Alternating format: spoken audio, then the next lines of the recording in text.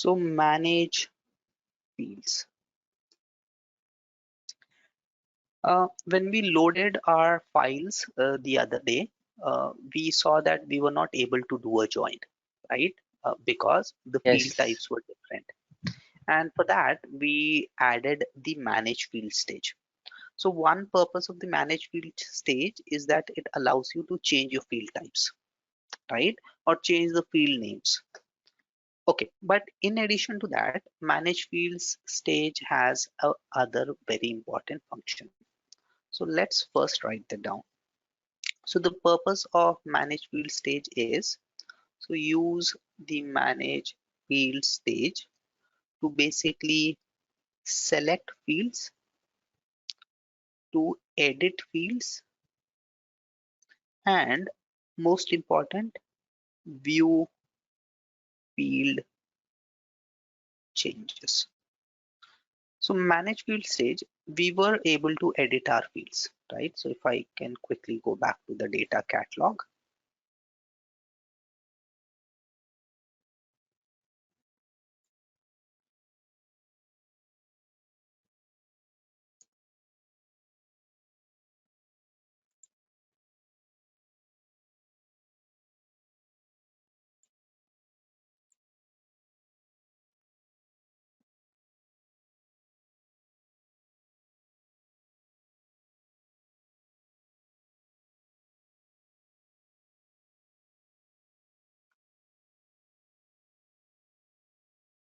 Okay, so if I look at this data catalog, we created this derived data set, right? And in this derived data set, if I view this in a new tab, and also in the meantime, if I look at the lineage.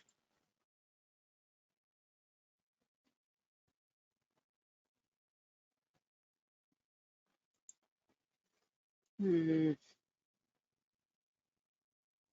this is taking a while. Okay, let's edit this.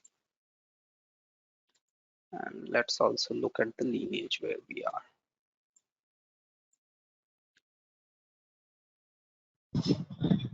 Okay, so if you Is see, we added this manage field stage. And the purpose of this I'm manage sorry, field. Ravi, is that Jan 5 version? Did we create that, or you are showing me some different derived data set? Oh, this is Jan Feb 2nd, right? Yeah. Okay, okay, that is fine. Okay, okay, got And what do we need? We it. need, Feb 7, yeah. okay, okay, okay. I should be removing the other ones. Thank you. Okay, but any which ways, view in a new tab. This is, we don't need base data set. We need derived data set. And DDS 02. Okay. And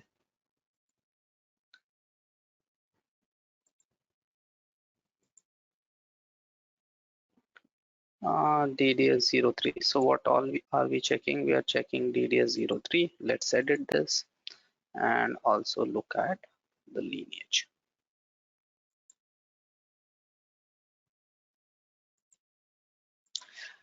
Okay, so if you see, we created our manage field stage, right? And what was the purpose for adding this manage field stage? Basically to edit the field types, Yes. right? And in terms of editing the fields, what all options do we have? We can edit the field type and we can also edit the field name, right? Okay, but in addition to this, it can also be used to select fields and view field changes. So let's come back. I'll cancel this. So this is, oh, has someone changed this? I don't know. DDS 02, DDS 0.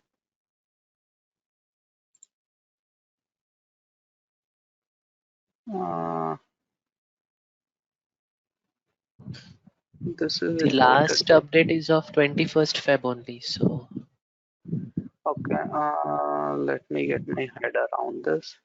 I think this is the final file. Uh, radius 01. Let's look at the lineage of this. That is why it becomes very confusing. That is why it is Yeah, always recommended you maintain these filters, right? yeah. Filters and appropriate naming conventions. Mhm. Okay, this is the right one. Okay, so the second purpose of a manage field stage is that it allows you to select fields and as well as view field changes. So first, select fields. When we say select fields, again, it is similar. So what we can say is, so let's open this first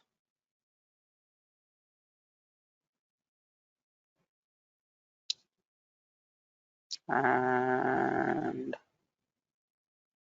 edit.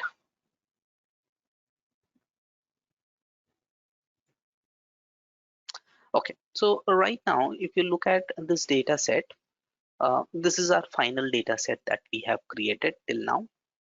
It has a number of fields. It has, for example, these Workday ID fields. Now, initially, I had kept them because I wanted to use them for different referencing, right? Joins, and these were basically unique identifiers. But if you see, I don't need them anymore, right? Similarly, I have this parent company Workday ID, these load IDs as well. They were relevant to me probably earlier. Obviously, Workday automatically added these fields. I don't need them anymore, right? I have load IDs here as well. So I don't want to include any of these load ID fields, right? If I Yeah, can, right? So now I can use a manage field stage to handle all of this. Okay, so I'm clicking on add stage and manage field stage. so we get the load timestamp date of each and every BDS in our final report. Right, right. Because we are ultimately loading everything, right? BDS got imported into DDS and DDS got imported into second DDS. So everything got imported. Now I actually don't need it, right? How we want Uh, to use it, that depends on our, our setup. So I don't want to use this anymore. I am unselecting this. I don't want to use these workday IDs as well. I'm not interested. Again, I'm removing them, right? Similarly, where else do we have? We have load IDs. This is for the second BDS that we created. And yes. similarly, for the third BDS as well, if you see, we have load IDs and that's it. So the second purpose of manage field stage is in addition to editing your field names, field types, you can also select which fields would be included in your subsequent stage or excluded from your subsequent stage, right? And I'm saying done. So the output of this stage is that now I have 33 fields. Let's see how many fields were there as the output of join stage. There are 41 fields. Even, yeah. All right. Okay. Now the third purpose. This is one of the most important. It allows us to view field changes. Now, initially when we loaded our data, right, we loaded it through custom reports, through stocks, through an external file. Now, this setup, once it is created, it system would continue to use these data sets, right? But over a period of time, maybe I have a requirement wherein I have to the change the data source itself. In the custom report, let's say I want to include data for one more fields or 10 more fields. Or in the stock grants file, maybe I want to include additional details. So what happens when your data source itself changes? Okay, so let's see. I currently have uh, company details, right? Or let's take worker details. So let's open this base data set. This base data set has been imported, right? So this base data set was created by importing a custom report, right? So if I go ahead and edit it,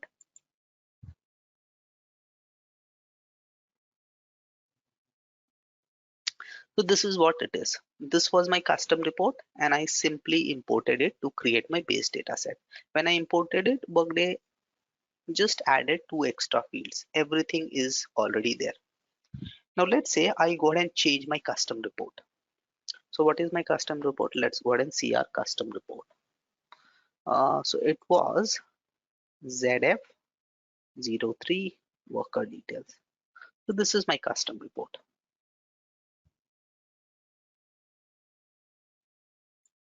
Oh, I didn't save the management. Yeah.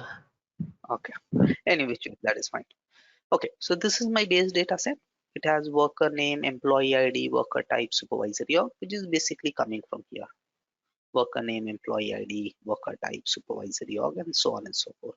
Now, I go ahead and I want to change my data source itself.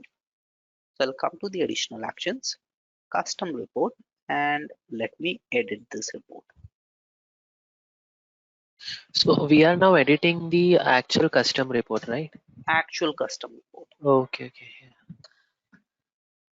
All right, so what I'm going to do is, let's say after employee ID, I want to add, let me say, uh, let's assume the age of the worker. I'm randomly selecting a field, right? I want to add age of the worker, right? And I'm saving this. So now my data source itself has changed, right? Which means the next time I import data into this data set, there would be a new field in that data source. The field which is not existing in my data set, right? Yeah. Okay, let me add a manage field stage. So in this base data set, I'm adding a manage field stage, and I'm not doing anything in this stage. I'll simply add the manage field stage and say done. This is all I'm doing. All right. Okay, let me go back to my data set, the view mode. Oh. Continue, save. Okay, What we have I done, we have added the age field in our a custom report. custom report, and then we have added a stage called as manage fields, Manage field stage in our base data set. base data Okay, set. Okay. now let me go back to my data set. Here, I want to re-import data. Obviously, I'll have to keep re-importing data, right? Because if you see this data set, it includes my worker details. Now, new people will keep joining in my organization. So their data also has to be loaded, right? Yes.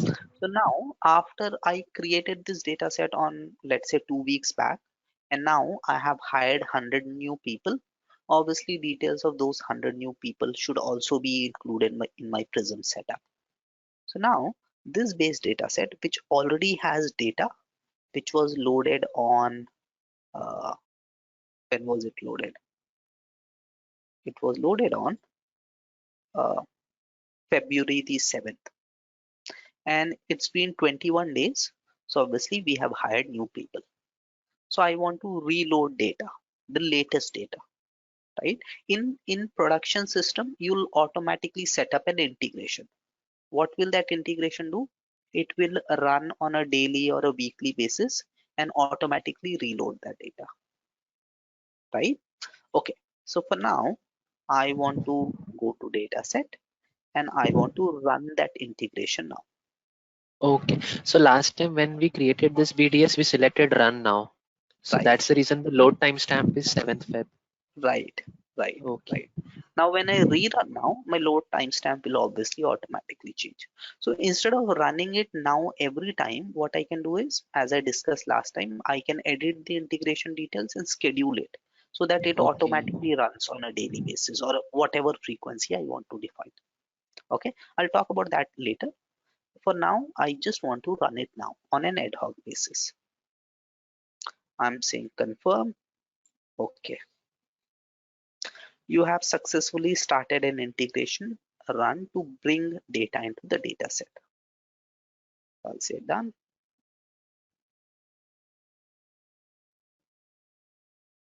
Right? Let's refresh this. Let's go to the details, and see what is the latest load timestamp. So now the load timestamp has changed, right? Because all these records, if you see, what are we doing? We are replacing. So all the existing records got replaced with the new records. Had we not Yes. replaced it, the existing records would have stayed the same, 7th of Feb, and then I would have new records from 27th of Feb. Okay. All right. Any which ways. Now, if you see, however, the problem is when I come here, it still doesn't show me that extra field that I added. So where did I add that extra field? After employee ID. But when I go to my base data set, it still shows the old structure, right? Let me go to edit. Now when I go to edit, here under manage field stage, it shows me a warning. So if you see on the part stage, it shows me that a new field has been added, which is age, right? But on the Yes. manage field stage, it is not adding any fields. So the purpose of a manage field stage is that it allows you to view field changes. Any change that has happened in your data source, when you add a manage field stage, system would automatically show you that the schema has changed, a new field has been added, or an existing field has been removed. So the benefit of adding a manage field stage is that it allows you to see whether your data source itself has changed. Else, what will happen? You will schedule this integration in production. It will keep running, and no one will even notice that there has been some change in the data source, right? So now I know, looking at the warning, that the data source has changed. So it is therefore recommended that a manage field stage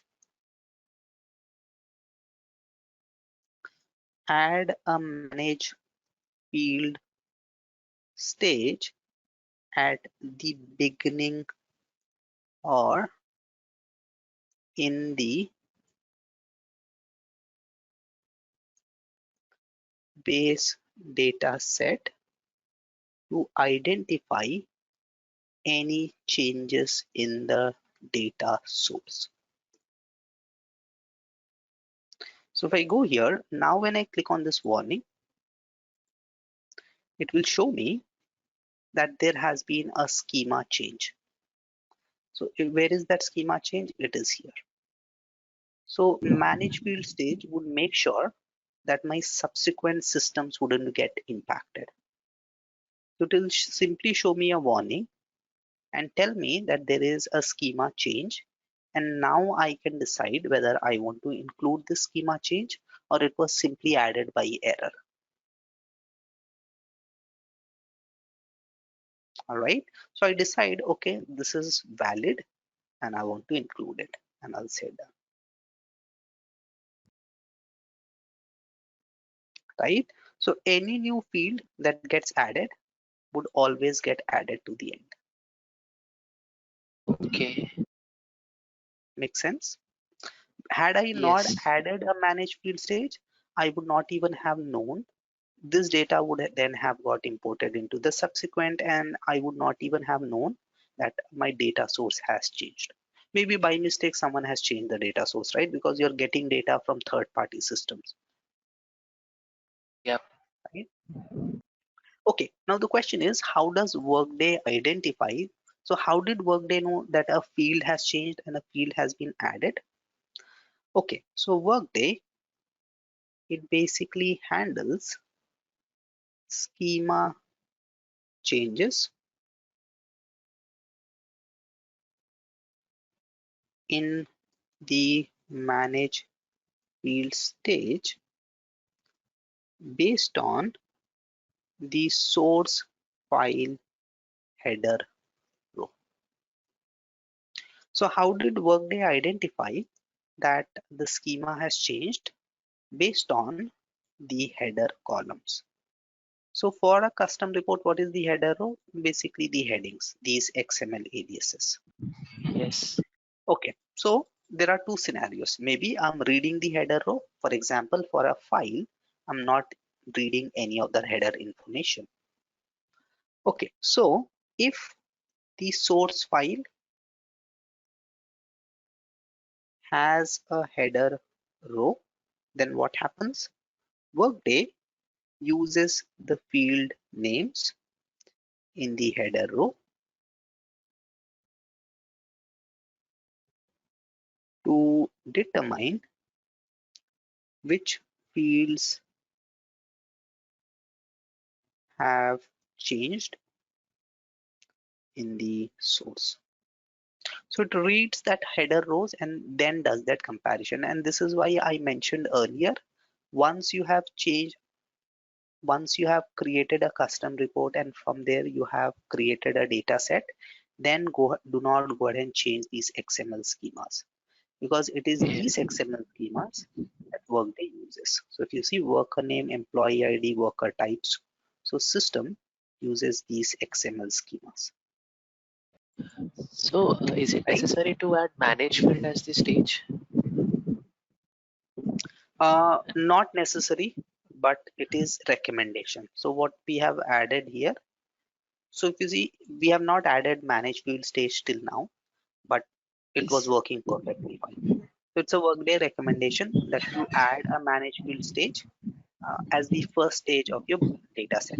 Okay, That way because you if will, someone changes the data source or the fields, it won't right, impact our BDS or exactly, DDS. Okay. right. Okay, so when your source file has header rows, because Workday does the comparison using the header rows, you can add or delete fields from anywhere in the source file. So if you see, I added a field right in the middle, right? What happens if the source file doesn't have a header row? So if the source file does not have a header row, then Workday only handles changes that occur at the end of the source file. Because here Workday has no way of determining which field has changed, right? So that is why it is always recommended whenever you create a data set, whether it is from a file from an SFTP server, always include the header rows, right? Because then later on management becomes easier. Okay, so the recommendation is you add manage field stage as the first stage in your data source. But also the recommendation is that add a manage fields stage as, as the final stage before a data set is published. So even before you're publishing a data set, when you publish a data set, then your data set becomes available for analysis. So again, the same logic. If there has been any changes anywhere in between, before publishing the dataset, you can quickly verify that everything is all right. So manage field stage is also recommended to be the final stage to be added before a dataset is to be published. All right. Again, this is a recommendation. So if you don't add it, that is perfectly fine. Now, what is the publishing a dataset? That is something we'll look at later. Okay, now what are the different field types that your datasets support? So what is the dataset schema? It is nothing but the number of fields in that dataset or the columns in that dataset and the type of those columns or the field types. That is what defines a schema. So when I say a schema has changed, it could be that a new field has been added, a new column has been added, or the field type has changed. Okay, so what are the different field types that Workday supports? So what are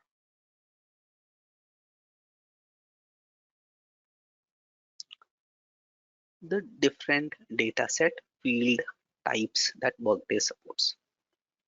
Okay, the first field type that Workday supports is Boolean,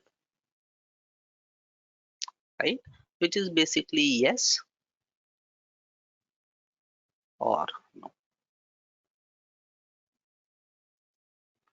right? In when I say Workday, Prism in Workday.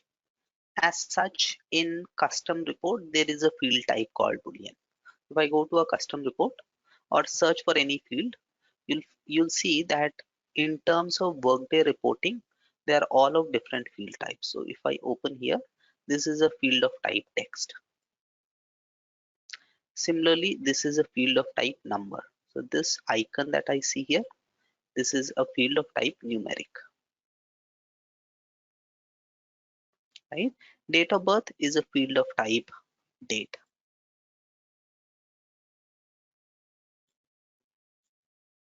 right? So Workday reporting has different types of fields. This is a field of type currency.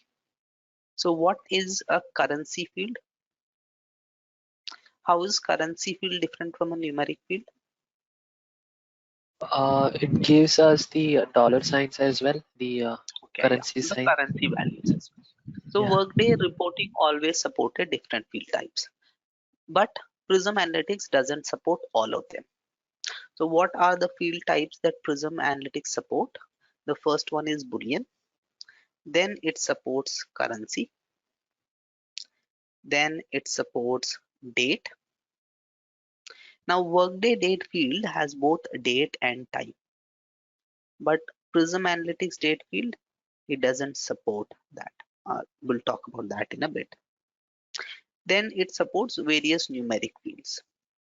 So as usual, it has double, integer, uh, what else? Long and numeric. So these are the four numeric fields that uh, Prism Analytics supports. Okay, and then we have text, instance, and multi-instance.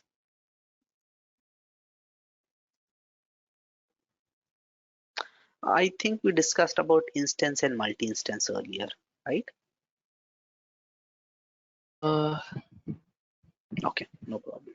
Let me run yeah. this report.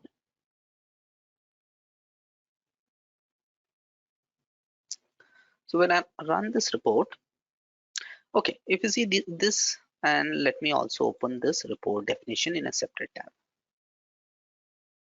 It's done. Let's save this. Okay, so this is my report output. This is my report definition, and this is my report output. So the first one, if you look at this icon T, so this identifies that this is a field of type text, Text. Yeah. right? And this is how text looks. This, on the other hand, is a field of type, again, text. This is a numeric field. Again, I see a numeric value. But let's look at the supervisory organization. And if I scroll to the right, let's look at vice president. If you see, these are all hyperlinks, Yeah. right? These are all Yes. not text fields. These are all instance fields. So if I go to the additional actions, or let's go in here, if you see, I can view the details or perform an action on these fields. So these are not simple text or numeric or date values. These are actual instances of data, right? Yeah. Similarly, supervisory org here, this is an instance field. So if I go to the additional actions, if you see, I can directly click on here and it will take me to the details of the supervisory org. I can also perform a number of actions. I can directly edit the supervisory org and so on and so forth.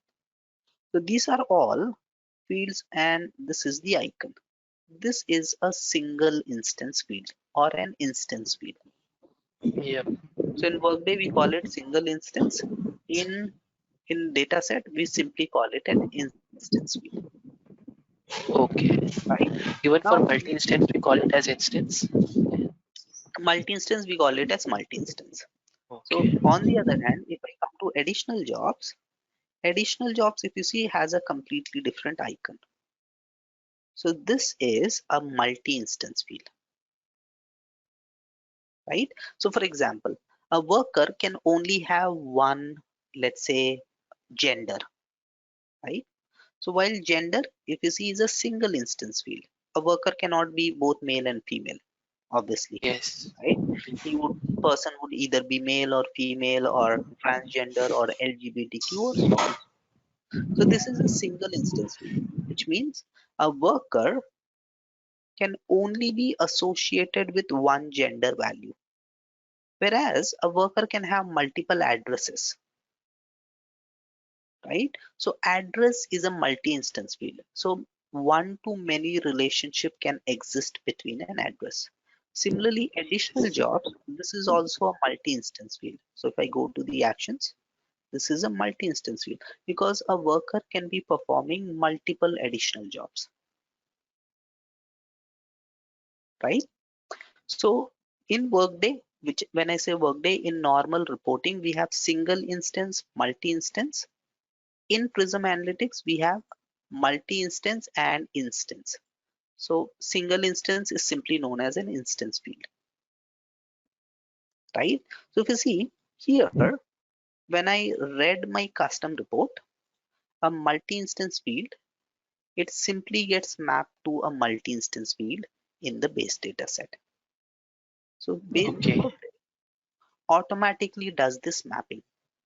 So any field of type text gets mapped to a field of type text. Any field of type date gets mapped to a field of type date. So Workday, because obviously it's a custom report, Workday automatically does that mapping. If I come to the details here, if you see A, this identifies that this is a text field. So if I click here, if you see Workday has automatically done this mapping. Whereas supervisory org, this is an instance field.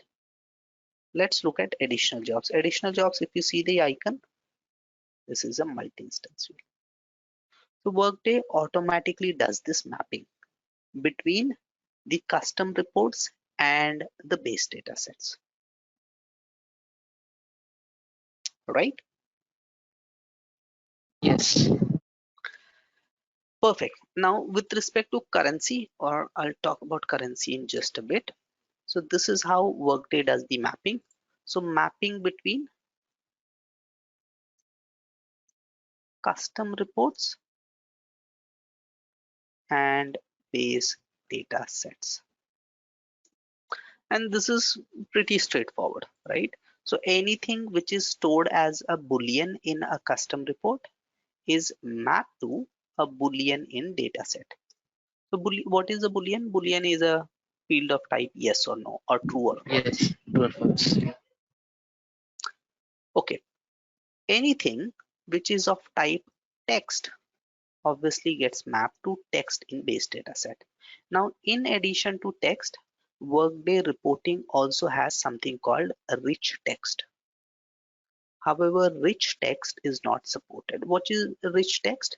Wherein, if you see, you can do some formatting. If you remember, so for example, if I can, when I create job profiles or when I enter some comments, I can make them bold and add hyphens and all of that. So Yes. Workday reporting supports rich text, but Prism Analytics doesn't support rich text. Okay, the second field it doesn't support. Date, as I mentioned, is supported. So date gets mapped to date, but So, if our workday report has the rich text, so will when creating a base data set, that rich text will be available in PDS or not? it will all appear as null, blank. Okay. Okay, so date time zone is not supported.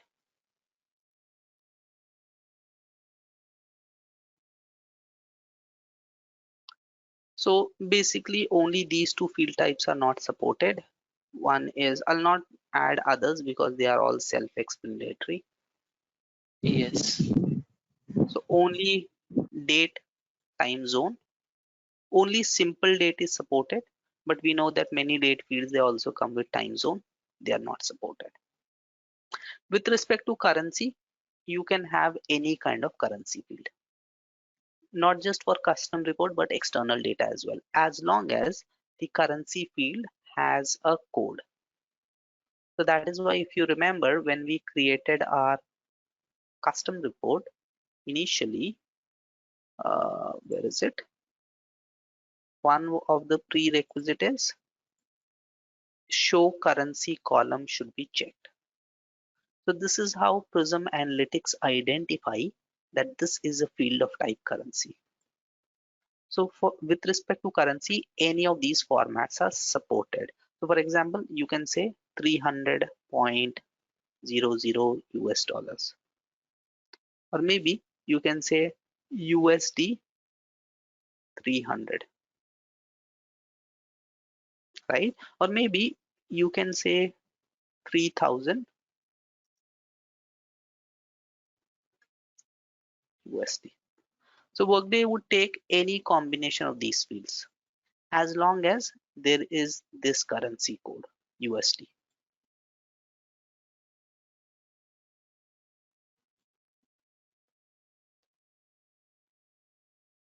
Make sense?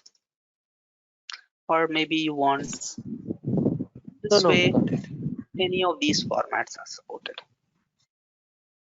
with a comma, without comma, as long as there is a currency code value.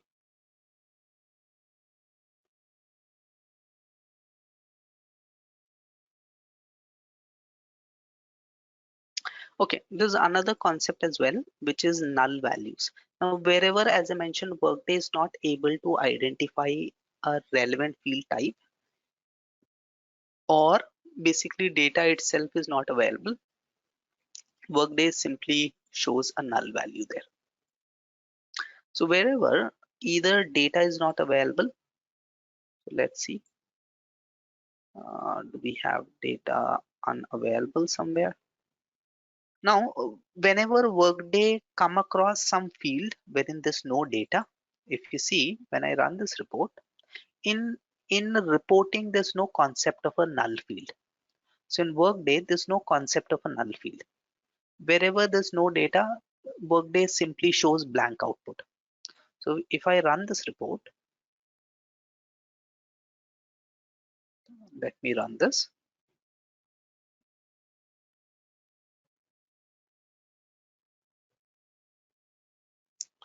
and scroll to the right. If you see there's no concept of a null field in Workday, right?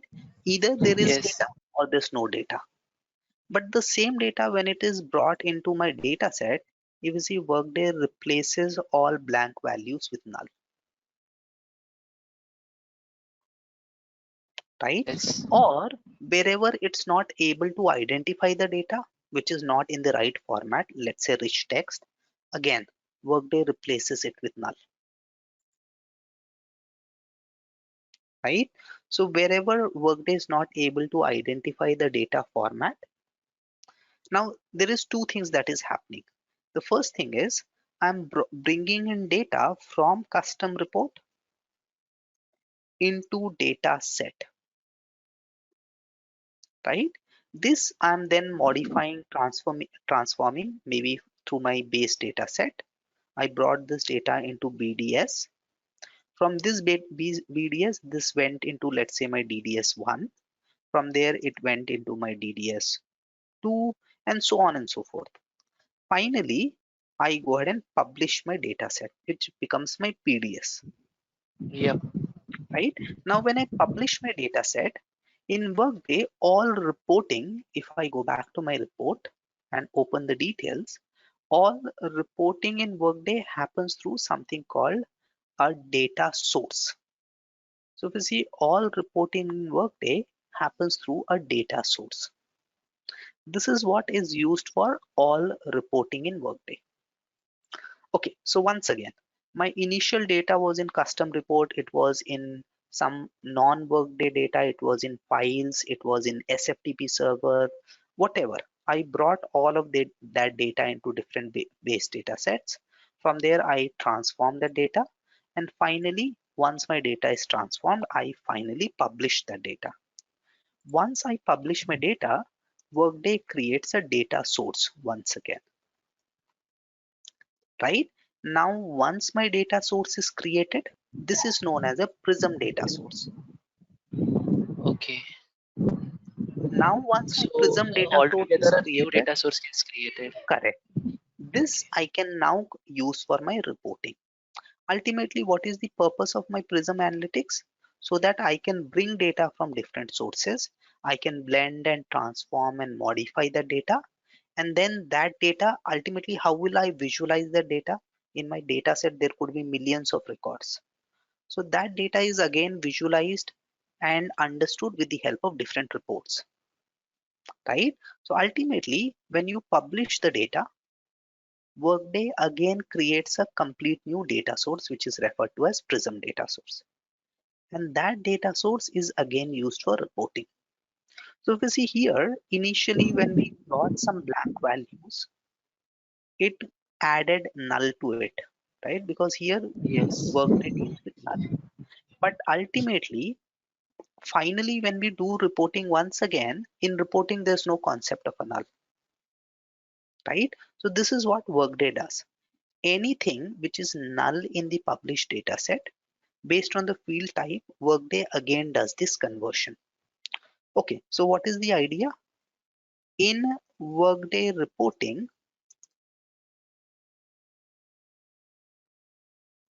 which is basically data source, there is no concept of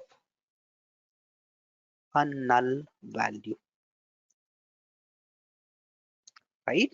So when a data set is published, which is basically my published data set,